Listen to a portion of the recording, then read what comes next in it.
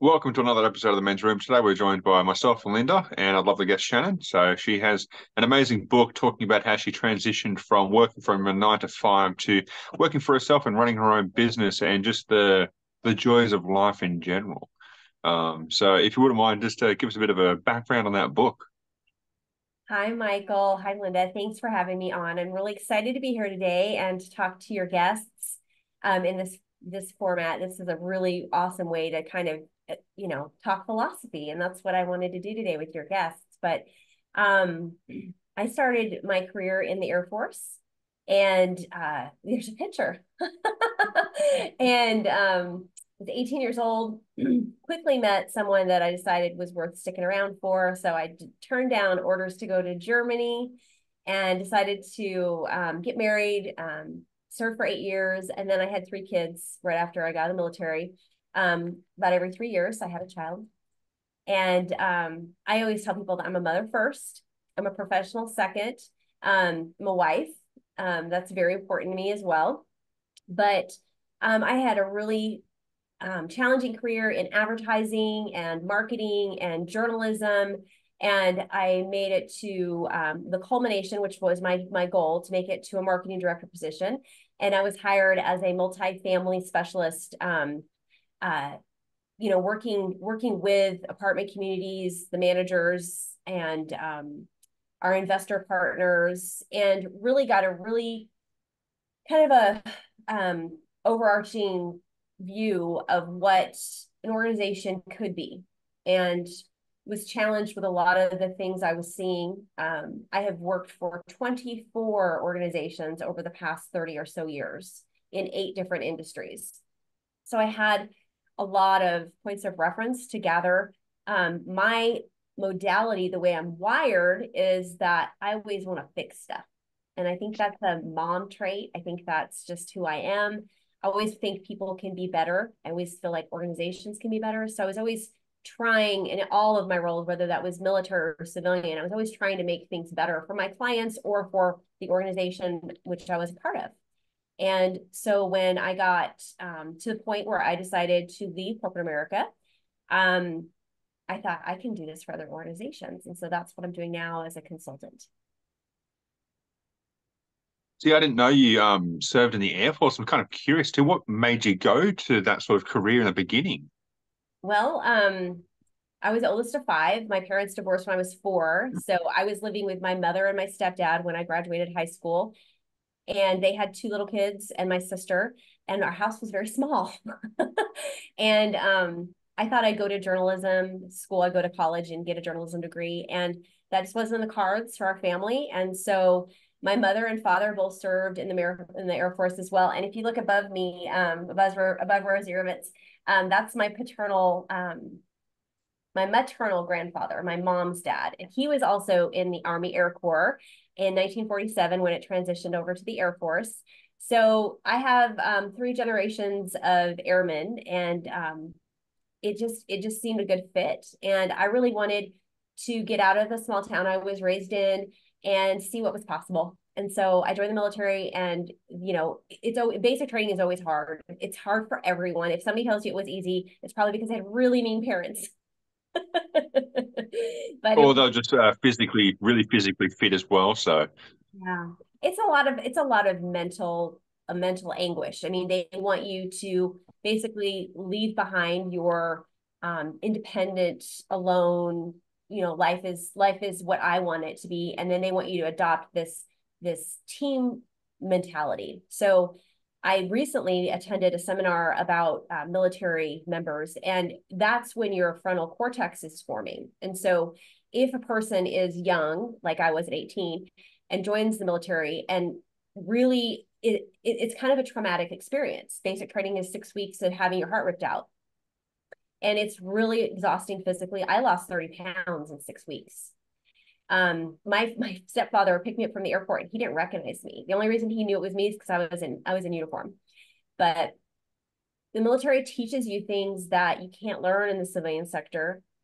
The core values are integrity first, service before self, and excellence in all we do. And when I got out 8 years later and tried to apply those to the civilian sector and the companies I was working for, it didn't match up. And so a lot of veterans had that same experience.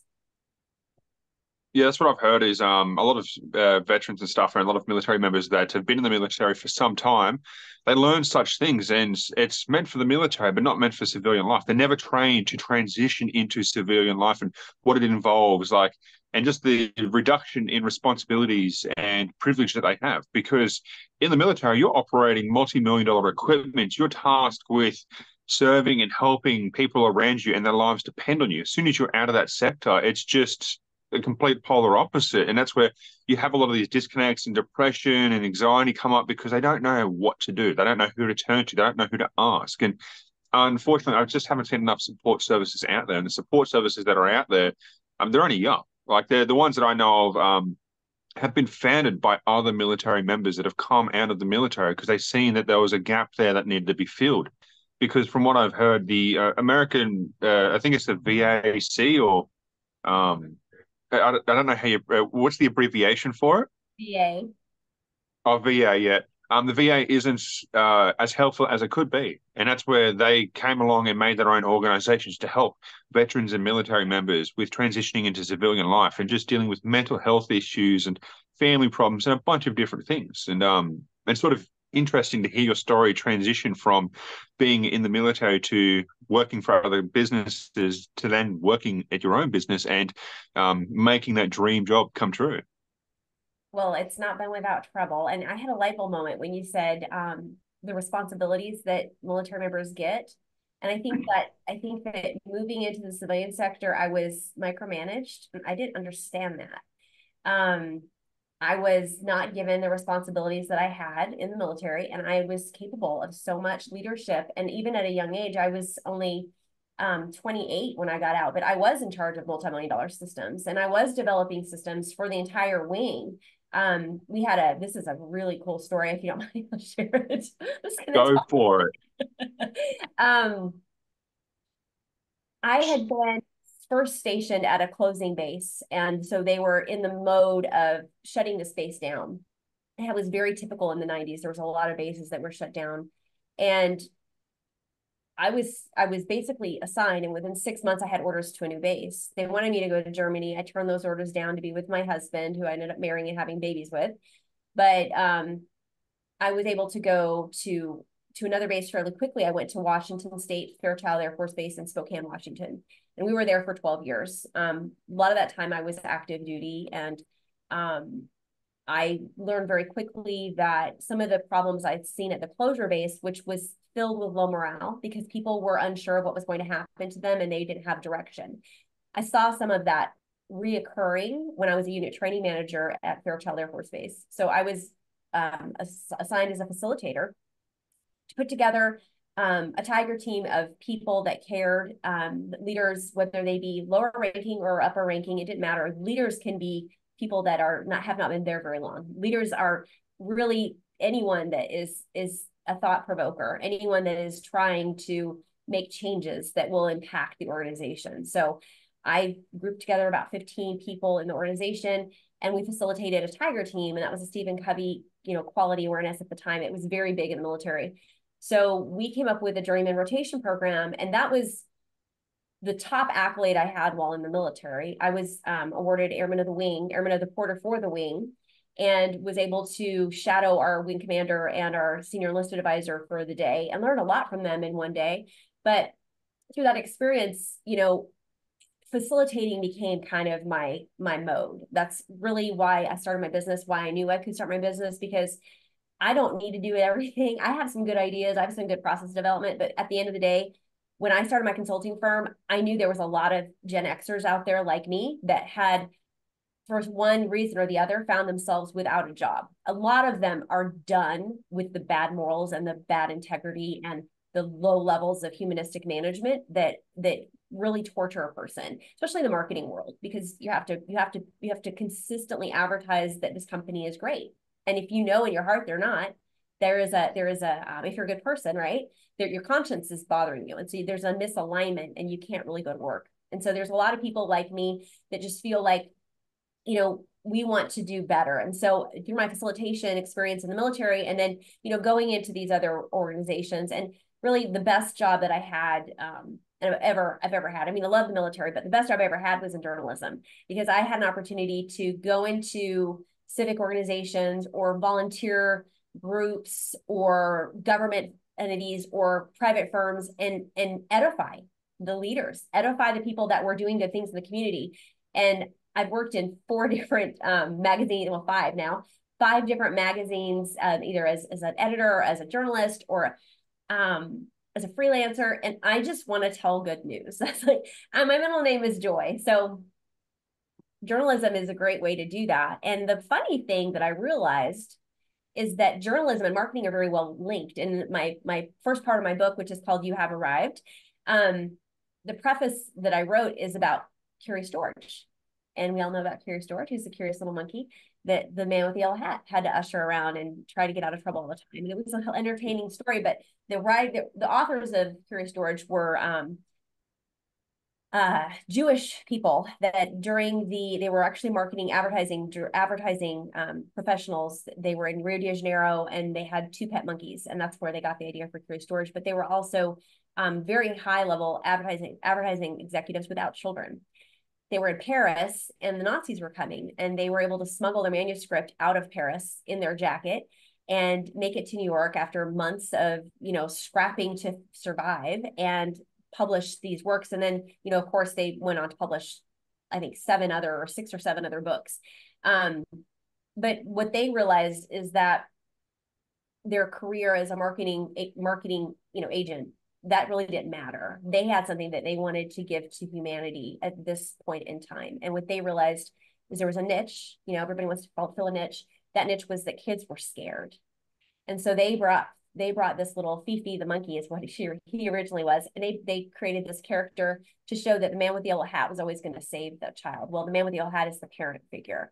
And so they knew that if they could somehow illustrate with fun words and, fun pictures and a welcoming story, that they could give these little quick snippets of, this is how the monkey gets in trouble, but the man with the yellow hat always comes back and saves them. And that was their thing that they could give to humanity. And no one ever remembers them for anything but Curious George.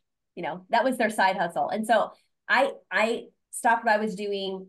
It was insane. It was beating on doors that didn't want to be open many times as a marketing director in that industry, specifically in multifamily property management. But I'm just going to pause. I'm going to just do something different. And so I wrote my book. And I spent about 10 months researching why America is like this. And that's why, and that's how I started my business. It's all the same thing. So I have a question See, what for was you, one of the Shannon. I'm sorry. I have a question for you, Shannon. You were talking about having integrity and going into businesses and having to change the messaging. And I'm thinking, what has been your number one challenge when going into an organization and working with their culture? And how have you used that marketing message with wanting that integrity to help these organizations come from a place where maybe they're not so healthy for their employees and bring them to that space where it's healthy again? What is it that you specifically do? So, right. And that's a blessing and a curse. But as I was researching the topic matter for my book, which is the same topic matter for my organization, I wanted to find out why America was like this, right? So I did the research. I figured it out. It has to do with one woman named Mother Jones during the Industrial Revolution over 100 years ago, who knocked on some serious doors at Congress and told stories of people that were dying in factories and in mines. And she and her cohorts with the industrial workers of the world, they all formed this worldwide web of people that cared about folks that were working. And let's tell their stories. Let's be on the picket lines. Let's make some noise. Let's get some things changed. And they were able to do that. But there was one thing that in the United States that we were not able to get, which was federally mandated and protected vacation. So that one thing created a burnout culture for us.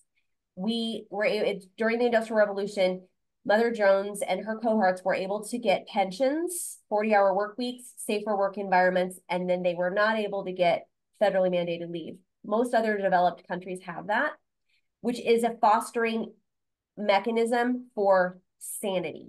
And as human beings, we are very much wired with hormones, right? So if we have high cortisol levels, we're fried. If we have serotonin levels that are manageable, we're happier. So what we have in this country at this point, because I've worked in so many different industries and I've seen it in so many different ways and I've read so much about it, I know this is the truth. We see it on TV all the time. People just work until they die. And they don't really take time out to live. And I just got back from a trip to Europe, and all the research I'd done was confirmed over there. There's something called martyrdom that makes us as Americans feel like we're better people than our neighbor. I work more hours. I'm exhausted. I hate my job. I'm a better person. And that's not the way it should be. So to go back to your question, that one thing that we need in our organization is empathy. And my goal as a human being for the rest of my life will be to spread the bright pink light of empathy to where it's needed most in this country, which is in America's workplaces. And so what does that look like, right? It's an obtuse thing. What is empathy? Well, I systemized it. Here you go. Sign here. I'll do it for you. Let's walk your people through it. And so I'm partnering with some really, really intelligent people, both within my organization and outside of my organization, to bring this network of goodness and make it really easy for organizations to decide they want to do. And generally, when we're offering these solutions, our customers are seeing a 400% return on investment. See, with the businesses that you're helping, do you feel that the lack of empathy comes from the leader down, or is it more of a generational thing that's been transferred from parents to sons and it's just continued in that work culture? Because I have noticed similar things to where you jump into a workplace and they don't care about you. They just treat you as a number. They just want the job to get done at the end of the day. They don't think that you've got a family, you've got a life, you've got things that actually happen, and the mental toll that can happen. And there is nothing worse than when you see family members working day in and day out, and then all of a sudden they just pass away. And they've never had any time to actually live, to actually experience life in its fullest pleasures. Oh, Mikeul, you ask good questions. And I love to hear you talk. It's just like music. So you live in Australia. In the United States, we see that most organizations a lot of organizations are transferred, right? So mother or father owned it, they gave it to their daughter or son. In that second generation, maybe those people don't have those leadership skills. Maybe they're not as passionate about the business and passionate about their people as their parents were. That is one problem. The other problem is do it the same every day. It's easy, right? They don't want to change because they're afraid of change. That's the other thing, is that we've been doing this the same way. We've always been profitable. Well, what they don't understand is that the new generation is more enlightened, and that has to do in great lengths with the World Wide Web, the social media connectivity, and awareness of the problem that you just said. This is getting a lot of press. It's getting so much press that in 2021, there were some senators in Rhode Island. I think his name is Keith Magaziner, I think his name is. He put together the PTO Act. It's called HR 7752. They modified it. It was pushed out. It's now sitting again. It's a modified version of it, but it's there. Our leaders know that this is a problem. This is a big reason that they're closing down communities like I was raised in, which is a coal mining community. Coal is a renewable energy source. Coal is something that can be burned clean. But a lot of people are like, why are they shutting down coal mines? Why are they shutting down these dangerous mining situations? Because no one should have to go 20 miles underground for 10 hours a day, like my brother did, and everybody in my hometown. No one should have to do that for a living, because it's a horrible way to make a living. It's good money, but there are other ways to make money. So we're trying to retrain these people. I have a good friend named Sasha Nelson in my home county, who's really trying, and Linda and I both know her, and she and many of the people that she works with on a federal level are working with counties to try to save the infrastructure to these communities, because once that coal leaves and people can't find a job in those towns, that's going to be a problem. But it's a multifaceted issue. Why there's no empathy in our country. It's systematic. And I did the best I could in with 70,000 words when I published You Have Arrived. If people want to learn more about it, I would recommend they go to Amazon and just type in, the same little GPS story, You Have Arrived. No one had written it yet, so I chose that name. And it's just really a play on words, because I feel like as human beings, we get this, we've arrived. You know, we pull into some place that's like, yeah, we finally got here. And it's such a great feeling. And it can be like that at work too. It can be like that, that we finally, things are clicking, things are vibing. We are having fun at work again. I want there to be laughter in corporations. I do not want there to be suicides because people are burned out at work. There's no reason for that. Oh, 100% agree with that. And that's one of the reasons why I sort of continued Linda's mission here, because in Australia, that's the same sort of thing. There is just a massive disconnection from the businesses and their employees.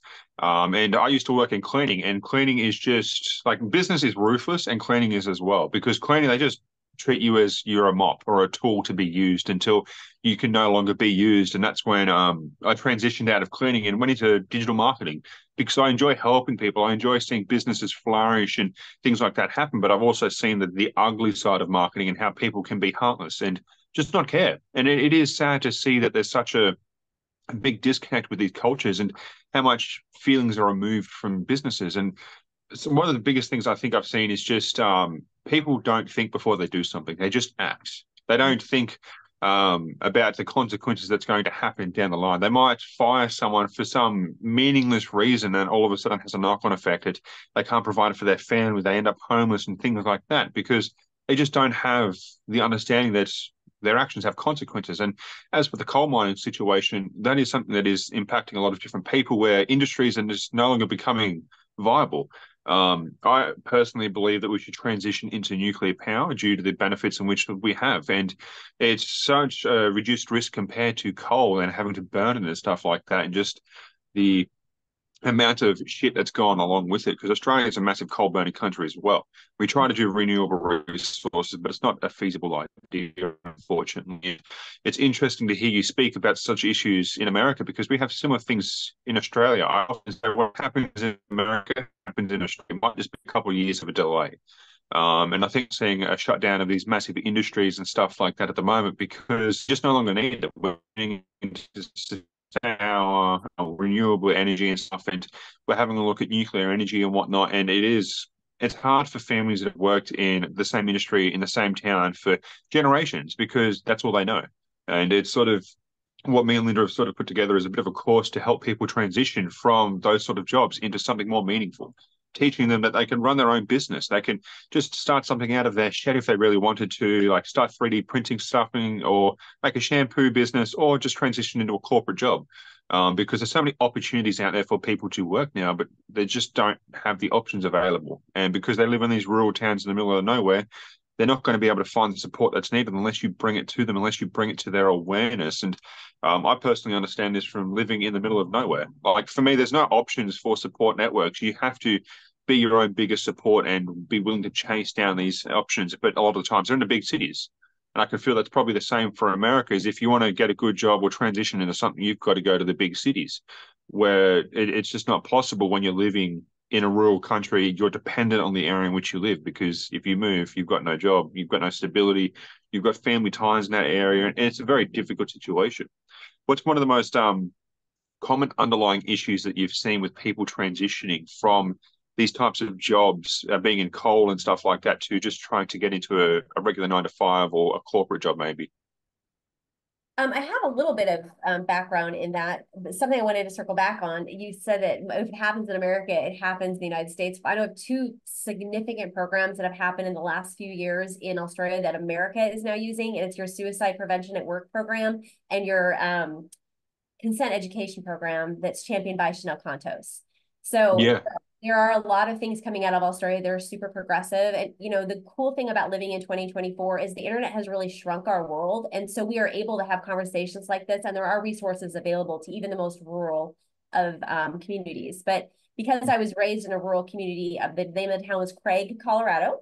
And I realized that that's not really where I want to spend the rest of my life. I have a lot of family still there, and I love them. And there's many things about that town that are lovely. But as folks start transitioning out of these coal mining jobs, they really need to find their bliss. And so the way that, I mean, I found what I love to do was through exposure. So that's why, like, the journeyman rotation program that I spoke about in the military is such a beautiful thing. And a lot of colleges offer that. You can go to the technical school down the road from us, and you can try out 10 different careers in a matter of 2 weeks. The hospital also offers that. So exposure is really how you do that. And another thing that I would really recommend that anyone try is travel, because it's going to open your eyes to things you didn't even know that you didn't know. And so you've got to figure out what your bliss is. People say, if you love what you do, you'll never work again. And That's exactly it. You mentioned shampoo, like it's some random thing. There are so many things out there that people need. There's niches to fill. And that's the other thing, is figure out your bliss and then find out what your niche is. For me, that was prostate cancer. I realized as my husband was diagnosed with prostate cancer and I was getting out of my those two things coincided. My career, they coincided because of stress. And I was like, I can't do this anymore. This is silly. There has to be a better way. I'm going to find it. And so I found it.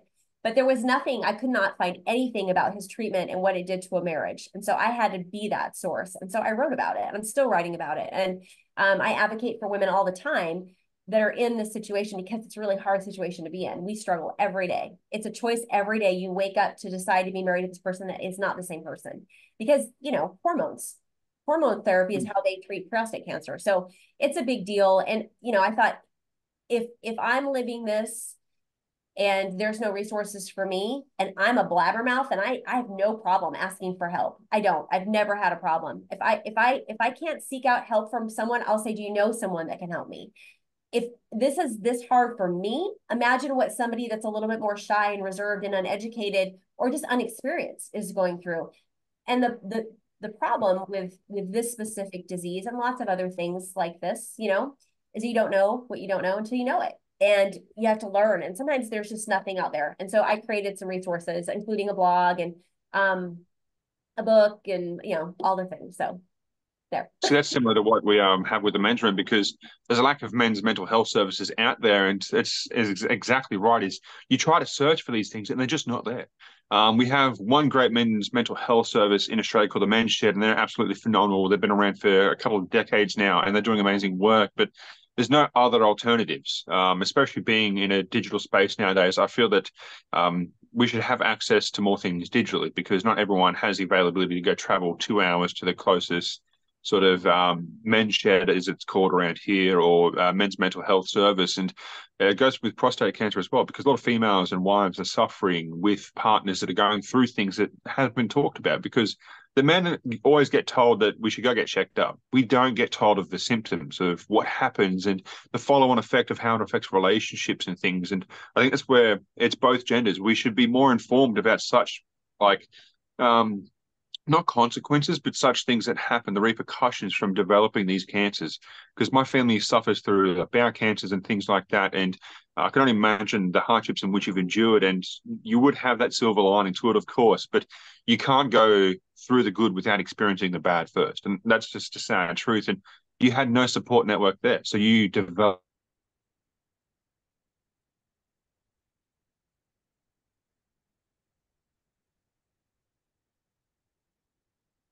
that yourself. If you came together to deal with these circumstances. Yeah. There was break up a bit there. A little. It's okay. It was it's something that we should also talk about, because it's a really big issue. I actually read an article. I think I got something in the mail. It's the mental health stigma, and it's very, very this has to do with the prostate cancer. Not men not talking about it. They don't want to talk about the threat to their virility. So they don't talk about it. It's a stigma, right? Men very oftentimes don't get the help they need because they're afraid to ask for help, because they're going to be viewed as weak. And that's ridiculous. Yeah. It's ridiculous. We have to talk about this, because men are killing themselves over it. I cannot tell you. I have more than I can count on two hands, and it just sends tingles down my spine of men who I've known that have ended their lives because they did not get the help they needed and left kids behind. And it's tragic and ridiculous. And we need to make sure that men know that they can ask for help, and they will still be strong. They will still be respected. They will still have their job. Their wives will still love them. There's no reason to suffer in silence anymore. That's exactly it. Like, I grew up in, unfortunately, one of the highest suicide rates with a town in Australia. It's something that I'm very accustomed to, is people just walking out and ending their life just without any apparent notice. And it's females as well. Not as common, but it is females that do it as well. And it's because there's just not enough mental health services out there. Like, well, when I was growing up, there wasn't a lot to begin with. And now there is a bit more, like there's more females because they can approach these businesses and not feel the same stigmas that males do. They don't have to worry, and they're more open. They're more willing to talk about their emotions and stuff, where guys are just like, oh, get stuffed. I'm not going to talk about that. Give me a beer. I'll be fine.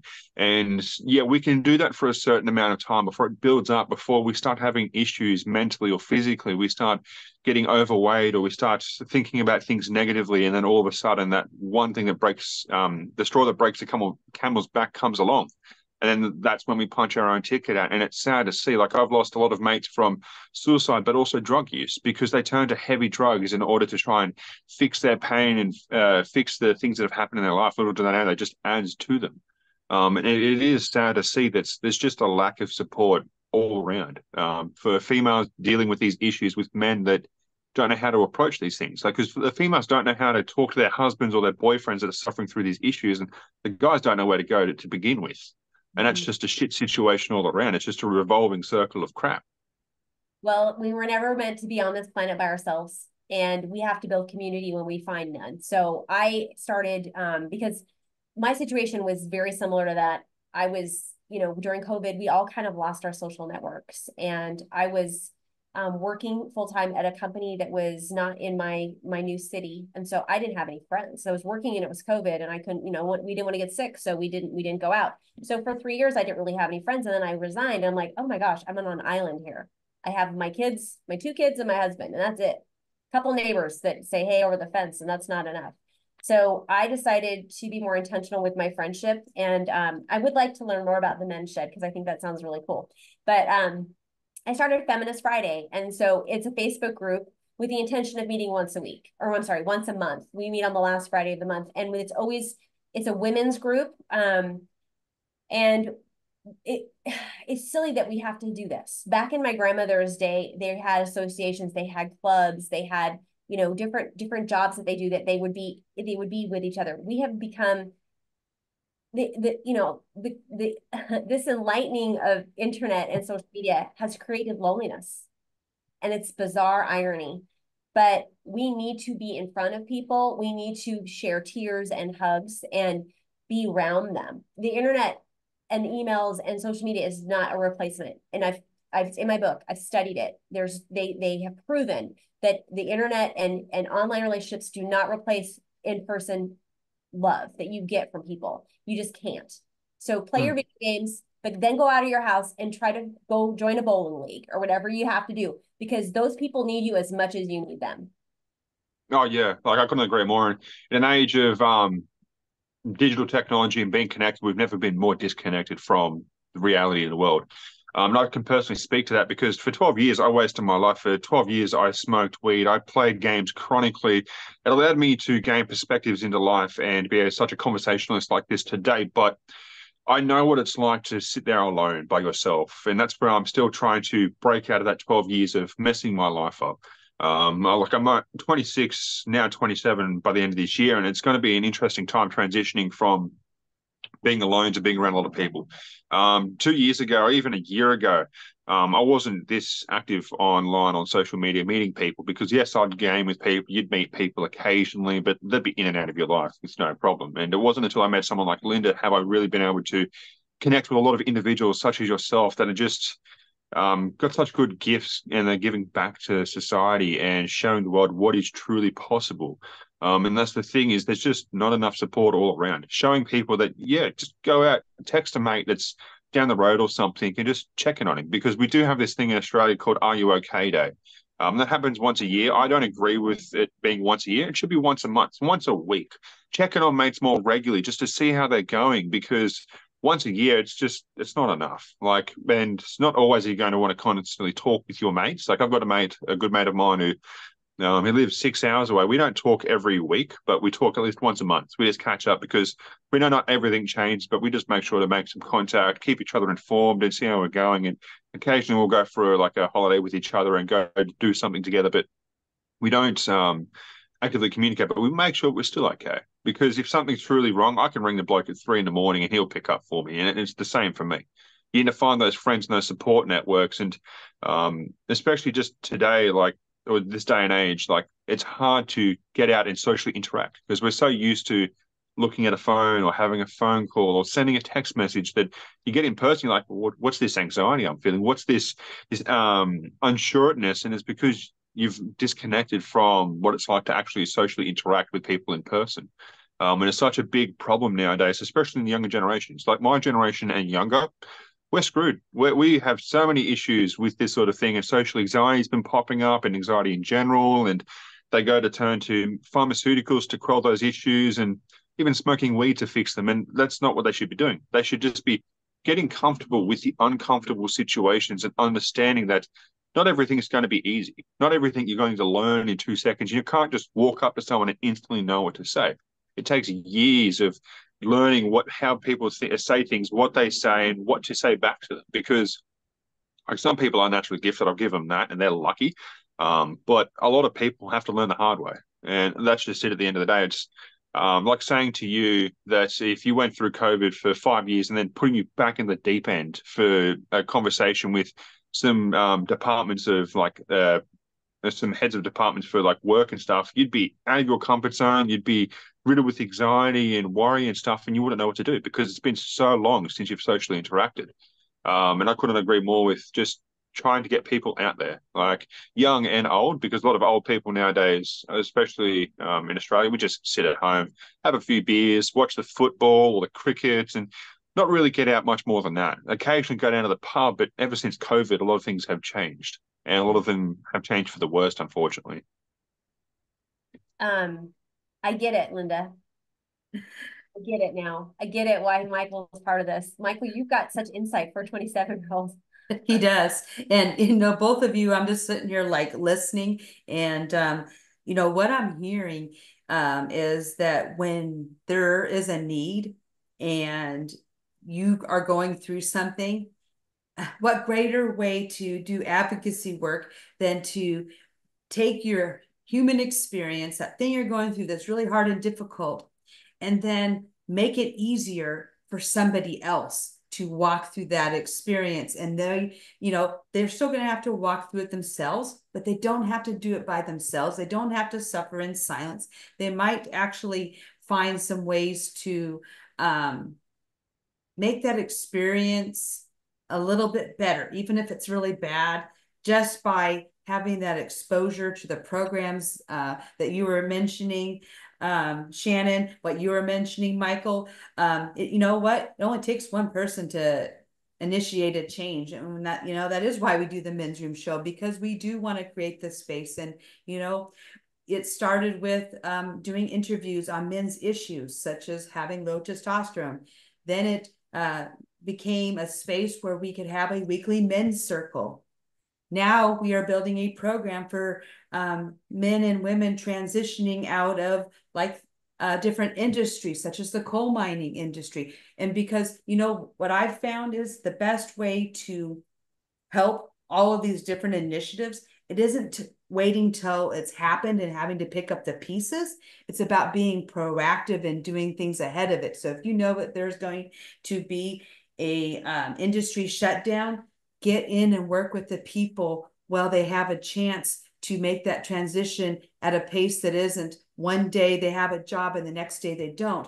No, they know that it's coming. They can do what you recommended, Shannon, which is to find out what their spark is, what they love to do, and you know, have those choices about which pathway to take. There's a lot more pathways to do that.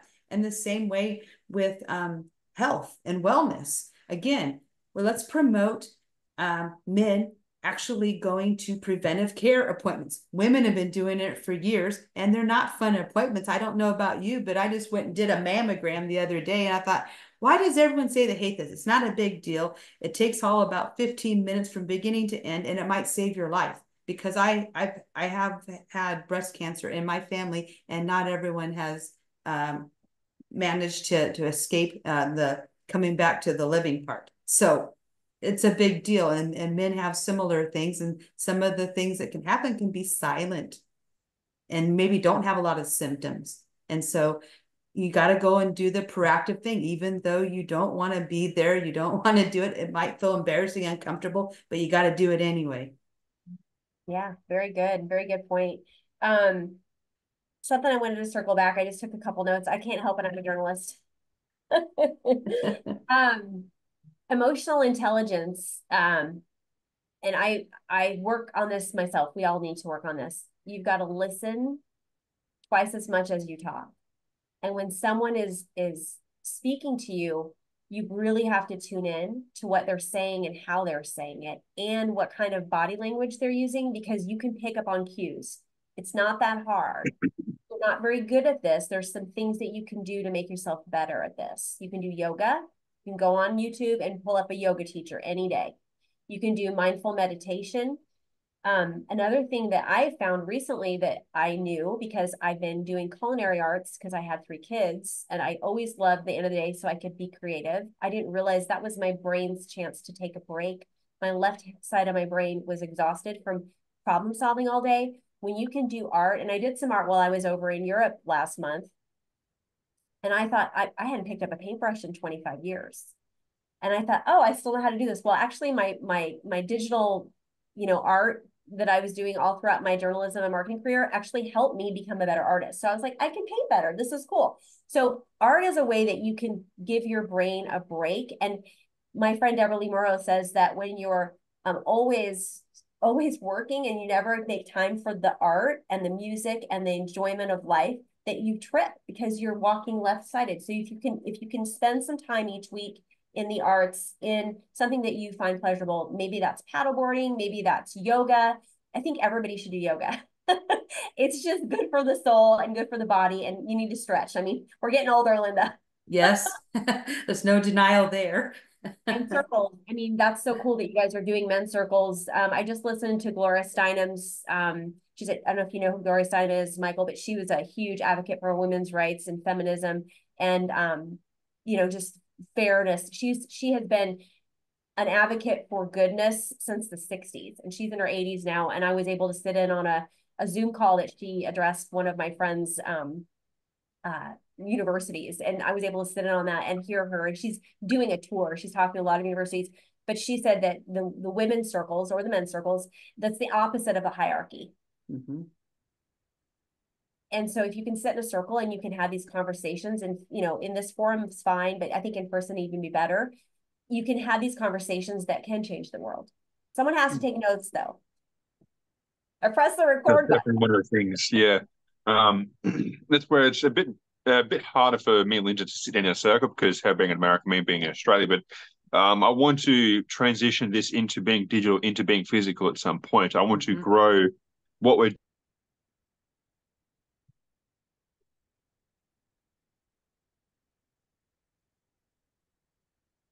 doing into something bigger, and then the profit will come later because you have an invested amount of joy and love in that sort of project, that thing you're building.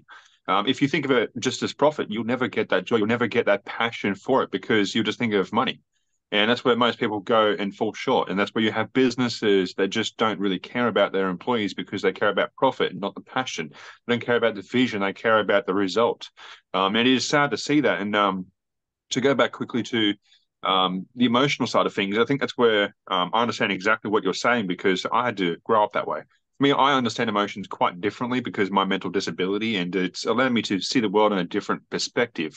The biggest thing that I say to people, look at everything neutrally. If you're in a situation you're unsure of, think neutrally, think logically with reason. As soon as you have an emotion that's involved in that decision, you tend to leave yourself astray. It could be you're too happy, you're too sad, you're too angry.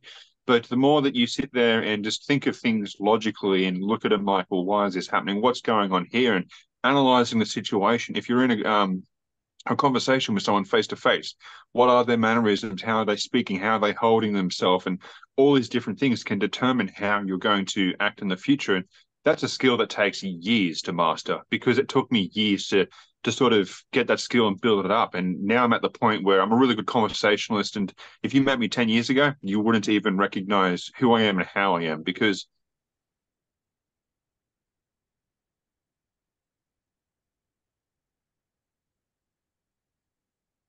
I enjoy pushing limits. So that's something that I've sort of tried to learn over the years of entrepreneurship and just following what I preach, because I tell people to look after themselves and to talk about their emotions and stuff, but I tend to think too neutrally and never think about my own emotions. So it is a double-edged sword when you think like this all the time. But it allows me to talk to individuals such as yourself and gain useful lessons and knowledge, because I love talking. I love interacting with people. And sometimes that's what people need, is when they're shut off from the world and they don't know what to do, is just talking to someone. It could be the most random conversation, but you might get a lesson out of that conversation that you never thought were possible. And that's where a lot of people can learn a lot of insightful things at a young age just by talking to people, being genuine and having good connections and not just having ulterior motives. Like my generation just want to sleep around, party, and get drunk. That's it. And it's sad to see, like, don't get me wrong, I enjoy those activities, but it's not what I truly want. What I truly want is genuine connections, finding someone to settle down with and making a family. But that's an old school value that's got a misconceived perception behind it nowadays. And it's sad to see that if you want kids, that's bad. That's wrong. You should just be sleeping around and having fun and indulging in your impulses. And it's shit, because people should think of things logically with a bit of reason and be like, well, yes, sleeping around is fun, but I'd rather actually make a meaningful connection. I'd rather leave a legacy for things to be carried on, because I don't want to be getting to the point of being 35 or 38 and have no family, have no options, have nothing that I'm got going for myself. And one of the biggest people that I like following is Gary Vee. And he didn't make it big until he was, I think, about 34. And it just goes to show that even in those later ages, if you make the right steps at the right time, you can turn your entire life around and do something beautiful. And that's where most people think that they're lost. Even in like 25, I thought I was lost. And yeah, I'll be 27 this year, but I no longer think that way, because I understand that that feeling that I had was merely just a misperceived feeling, because I didn't have the information required. I didn't realize that you can go out and start your own business tomorrow. The only thing stopping you is yourself. And that's the biggest thing with today's generation, is talking to people and communicating and going into these groups, and even such as your own group that you have with females and stuff like that. It could be that you're talking about a lot of things with prostate cancers, but it could also be just a group for females to get together, talk a bit of shit, maybe have a wine over the video call and stuff like that, and just get to connect again. Because after COVID, so many people have become disconnected and just don't care about the world as what they once did. And it's sad to see, but I think that's where people such as ourselves have to initiate that conversation again, have to sort of brute force our way back into that room of having open dialogue, having open conversations, because it isn't going to happen by itself. We've already gotten 4 years past the COVID when it first started, and we're no better off. We're probably worse off because of how disconnected we are. And it's good to see that you've got such a good amount of advocacy work for females in that space, because I do believe that there is not enough support services out there for women going through husbands with prostate cancers and even other cancers. It could be bowel cancer, it could be Alzheimer's and things like that. But there should be these support networks to help one another. For sure. For sure. Yeah. It's weird, because I'm at a stage in my life where I don't have those problems that you have. I don't know if, maybe I had them at a very young age, but I joined the military. I got out of that environment. I had goals, and goal setting is really important. That's a vision board. There might be a yacht and there might be a private jet on my vision board. So I recommend vision boarding to any of you that need a little bit of that. Also, just don't live for yourself, help others. And it's the feeling you get by helping others, by volunteering, by doing anything for someone else is so gratifying that it's going to make you feel better if you're having a bad day. So I just tell people, volunteer, do something for someone else, humanize everyone you meet. When you meet someone on the street, say hello. Don't look down. Let's get out of that I can't be around that person and get COVID. Make eye contact and say hello. It doesn't hurt anything. If they think you're weird, that's okay. You might have made them a little happier. You might have brought them from a 0 to a 10% better. It's enough. Just be a human. Be human. Read a book. There's so much good information out there. I wrote a book. There's so many good books. There's audiobooks. You can get out of this funk, right? The world is not, you are not the first person that suffered. You are not the first person to go through this. We have this, when we're depressed or we're down on our luck, we have this humanized, oh, I'm the center of the universe and, you know, everything is horrible and I'm the first person that's felt this way. Well, no, you're not. Every time I go to the therapist, I sit there and I tell him my story and I'm like, this is so different and there's no way he's going to have a solution. Every time he pulls out of his folder a worksheet for me to put on my fridge for my exact problem. We're humans. This is the human condition. Whether you're from a different race, from a different religion, from a different country, we all want the same things. We want to be happy. We want to raise our family in peace, period. So we're going to have the same things that we all need. Just tune into other people. If you need help, ask. I'm a mom. I'm sorry. I'm rambling. Oh, I absolutely love what you're saying, Shannon. I mean, I'm just sitting here being your silent or backseat cheerleader here. Well, that's a grandma right there. She taught me a lot. You know, and I want to make my grandma proud. Don't we all, in the day? Oh, I honestly think that you are, with the actions which you're already taking and the journey in which you have started off in, and I can only imagine where you're going to be in the next 5 to 10 years. I reckon you'll be a massive leader in the spaces that you're currently starting off in, because you have such a passion, such a drive for these things that it's going to transfer through, and hopefully it's a lasting legacy that your kids can carry on, that they have something to be immensely proud of them for starting, because that's the sort of legacy that you want to leave. You want to leave something that has a lasting impact, that people are able to look back at you once you've passed on and be like, that's the lady that started all this. That's the woman who helped my family out with these issues and things like this, because we often don't realize the impact in which we can have until we start undertaking something that's bigger than ourselves, until we start doing something that's has more of an impact than we first thought. Like the men's room is something that I think of 20 years down the line. I don't think of it right now because, yes, we're only small, we're tiny, we're still growing, but I think of it in the future. I think of the generational traumas that we're going to be able to break and the stigmas that we're able to stop, because we just talk to fathers, we talk to men, we talk to boys, and we help them understand their emotions and what to do and how to act. And it's exactly the same with you, and talking with females and trying to break the stigmas behind different wives and girlfriends dealing with husbands that have cancer, or boyfriends, or even kids and stuff like that, because there's not enough communication out there. And I couldn't agree more with what you said with just getting out there and talking to people. Big thing that I say to people is don't do to others what you don't want done to yourself, and don't do for others what you don't want done for you. Those two rules can be applied in any aspect of life. Unfortunately, they're not always followed, but they should be. Just getting out and having a conversation, treating someone as if you want to be treated, because you might never see that person again, but that might make their day 10 times better. They could be down in the dumps and ready to punch out their ticket, but then all of a sudden they've had an amazing conversation with someone. They're like, I might continue going on with life because that's not all bad. And that's the thing, is I like to treat everyone as if I'm best friends with them, as if I've known them for a million years, because that's how I want to be treated. I help everyone because I want to get that help back, not straight away, but when I need it most. And that's how the world should operate, on kindness and love, and not sort of hatred and despair, because that's sort of where I feel that we're currently at after COVID. Everything's gone to shit. Everything's haywire. The Australian political environment's shit. The world's gone to crap. And that's where we need to sort of step together and not have a hippy-dippy peace movement, but that's what it feels like we need. Something to where we can band together in a community and show one another love, instead of being divisive and saying, oh, I don't like you because you're from this country, or I don't like you because you believe in this part of politics. And it's shit to see that. Like, yes, there are certain competitions with things, and there's nothing wrong with a bit of friendly competition, but we shouldn't have such big rivalries in the world, I guess. Yeah. She's coming. Her name's Kamala Harris. She is. She is. She is. Mikeul, you are so insightful.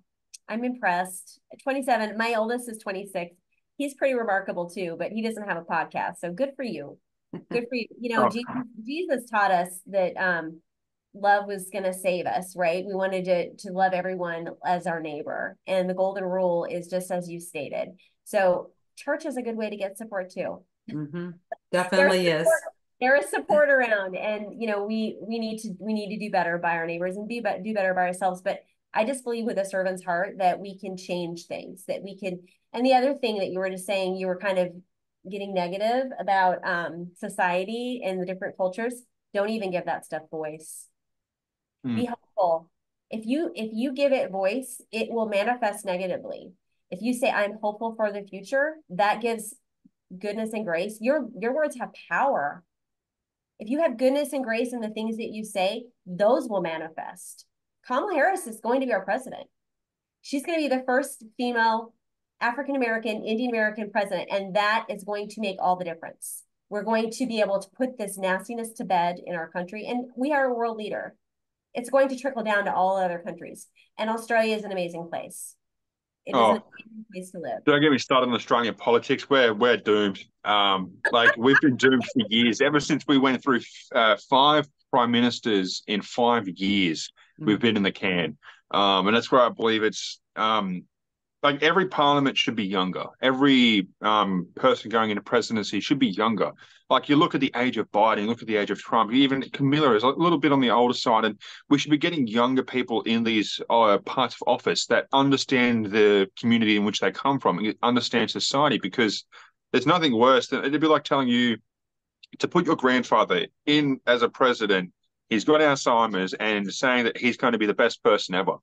Because like I'm on both sides of the fence with Biden and Trump, and they both had their advantages. But with Biden's decline with mental health, I do think that severely impacted the country. Because 20 years ago, he might have been an amazing leader, even 10 years ago. But with how he was just mentally declining in his old age, that's just something that just wasn't there for him, unfortunately. That's where I believe if there were people in Parliament that were 40, 50 even, it'd be a lot better because they'd be making smarter, more informed decisions. They'd be more connected with the world in which they're around, that understand these issues. And I think back to the comical thing is how I've seen all these politicians going through Parliament. No, I don't know what you call it, but they're talking about Wi-Fi and all these things about internet and technology because they didn't understand it. They were 80 trying to ask young people all these questions, and it's a disconnect there. And I think that's where we need to redo the entire government system in a lot of different ways. Australia is just screwed. So we have a lot of things going wrong for us because everyone that comes through Parliament and becomes a prime minister, they never follow through with what they promise. It's sort of like America as well. They promise all these grandiose things, and it's quite the opposite. And I believe that each country should focus on themselves first before they help one another, because so many countries are helping each other but not helping themselves. And America is a big one for that. They donated billions and billions to Ukraine. Not saying Ukraine's bad, but where's all that money for the homeless? Where's all that money for people that are struggling with jobs and struggling with the economy and stuff? There should be more support for their own individual people, because a strong economy becomes a strong country. And with a strong country comes a strong world. And there's so many things to unpack there. And the other thing to touch upon is, with my wisdom, most people think I'm like 35 to 40 if you meet me in person, because of the stuff that I've been talking about. I've talked about these things for years. And it's because I've learned from people that were in their 70s. I've gamed with war veterans that were in their 80s and 90s. And there's nothing more refreshing than hearing an 80 or 90-year-old grandma lose her crap at someone killing her in a plane. And that was just on a game. And that's where I've learned such amazing things online, because I've talked to individuals and had experiences with them. And then they've shown me lessons that I can transfer through to the younger generations, because I want to be that voice for the younger people. I want to be there and be that spokesperson. Like Gary Vee is a major inspiration of mine, and how he is a spokesperson for a lot of people of, I'd say, the Gen X age and a lot of people around that, because he's done amazing things and he gives a lot of people hope, and even younger people a lot of hope, because he shows what's truly capable. And that's where I sort of want to get to, is being a spokesperson for everyone and everything, and sort of showing this just because you're down in the dumps doesn't mean you're going to be there forever. Just because you've made mistakes last year doesn't mean you're going to do the same for the next year. You can always change where you're currently sitting. And a good example is where you were. You were in a shit job. You hated everything.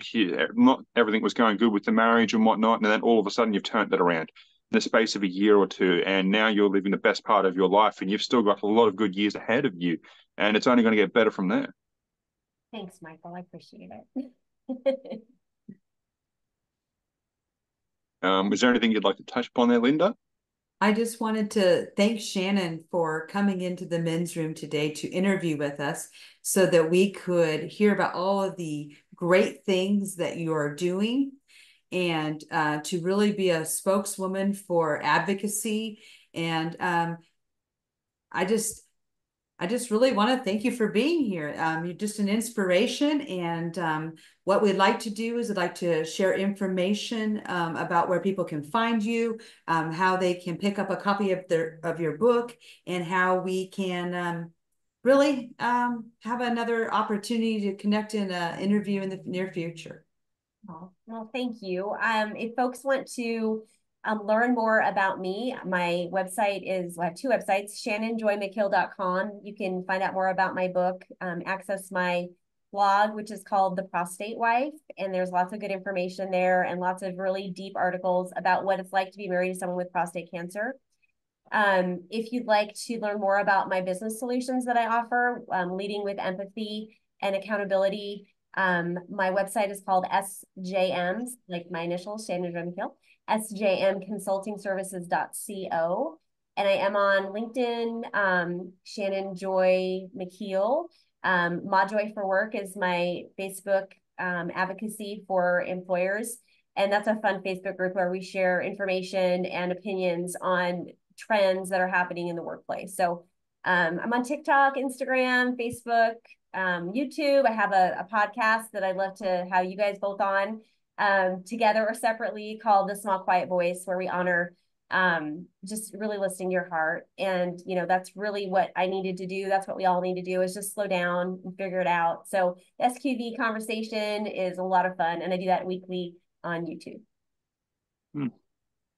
Well, it's an absolute pleasure having you on today, Shannon. And yeah, I look forward to future podcasts, and I'd love to be on your podcast and talk about such things as well. You're such an insightful woman, and you've got so many lessons that can be taught to so many generations. And I just can't wait to talk to you more. It was an amazing conversation in which we've had today. Mikeul, I appreciate it so much. And I'll definitely take you up on your podcast. That sounds like a great thing for the two of us to do. So you've got it. Thank you so much. Have a wonderful night. Thank you. All right.